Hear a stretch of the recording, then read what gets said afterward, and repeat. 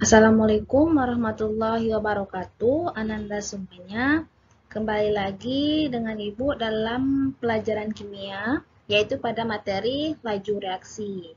Nah, hari ini kita akan melanjutkan materi kita, yaitu tentang faktor-faktor yang mempengaruhi laju reaksi.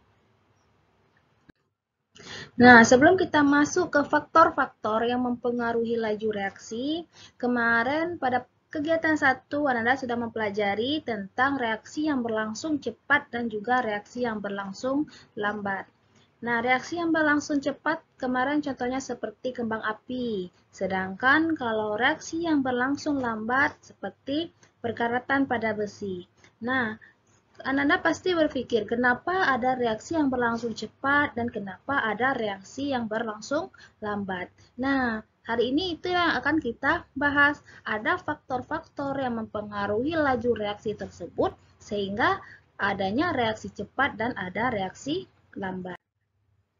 Nah, apa saja faktor-faktor yang mempengaruhi laju reaksi itu? Ada konsentrasi, ada luas permukaan, ada suhu, dan ada katalis. Nah, satu persatu dari faktor-faktor ini akan kita bahas pada pertemuan ini. Yang pertama, kita masuk konsentrasi. Nah, kemarin anak-anak sudah mempelajari tentang salah satu satuan konsentrasi, yaitu molaritas. Nah, apa itu molaritas? Molaritas adalah banyaknya zat terlarut per 1 liter larutan. Nah, bagaimana konsentrasi ini? Semakin banyak zat terlarut dalam suatu larutan, maka suatu larutan itu akan memiliki konsentrasi yang tinggi. Maknanya seperti ini. Semakin banyak zat terlarut, maka konsentrasi larutan itu akan semakin tinggi, akan semakin besar. Jika suatu larutan dengan konsentrasi yang tinggi itu, maka dia akan memiliki jumlah partikel yang lebih banyak daripada suatu larutan yang memiliki konsentrasi yang rendah. Nah, berarti kalau semakin tinggi konsentrasi, semakin banyak zat terlarutnya, semakin banyak jumlah partikel yang terkandung dalam suatu larutan tersebut.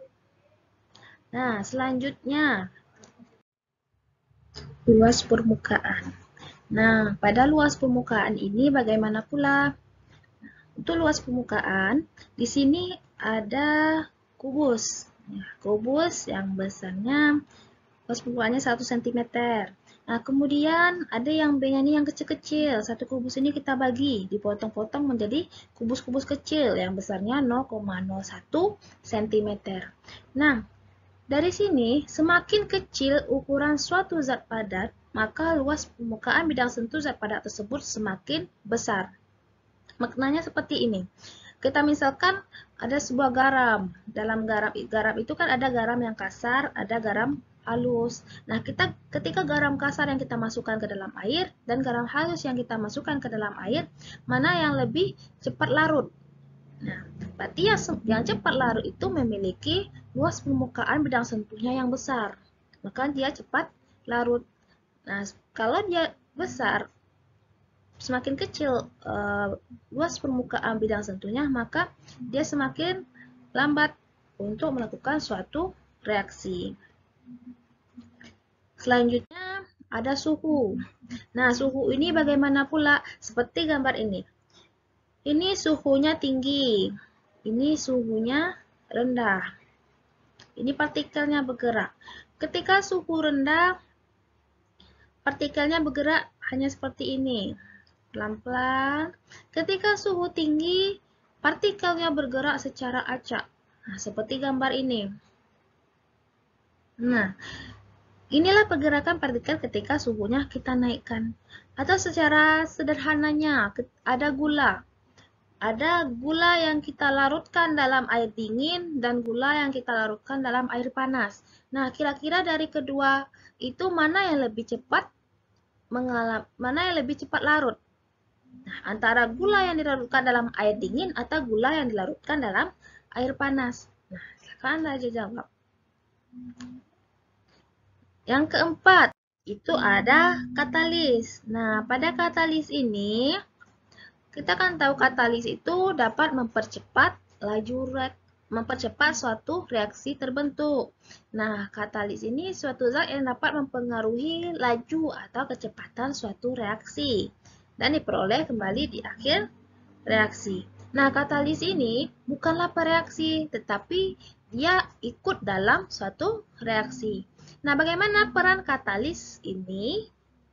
Nah, coba perhatikan grafik ini. Ini ada grafik energi dan ada proses reaksi. Ini reaktannya, ini produknya. Nah, ini kita misalkan keadaan awal, ini keadaan akhir, itu produk. Nah, untuk dari reaktan ini menjadi produk, kita memerlukan energi aktivasi. Nah, ini energi aktivasinya, energi minimum yang kita butuhkan untuk terbentuknya suatu reaksi. Nah, ketika tanpa katalis, energi aktivasinya besar atau kecil? Nah, ketika dengan katalis energi aktivasinya menjadi segini. Nah, mana yang lebih besar, energi aktivasi tanpa katalis atau energi aktivasi dengan katalis? Nah, untuk lebih jelasnya silakan diamati gambar ini.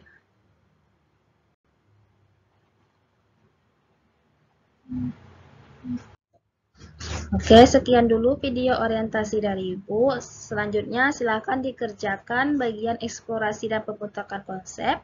Silakan dijawab semua pertanyaan yang di sana. Ibu akhiri dengan Assalamualaikum warahmatullahi wabarakatuh.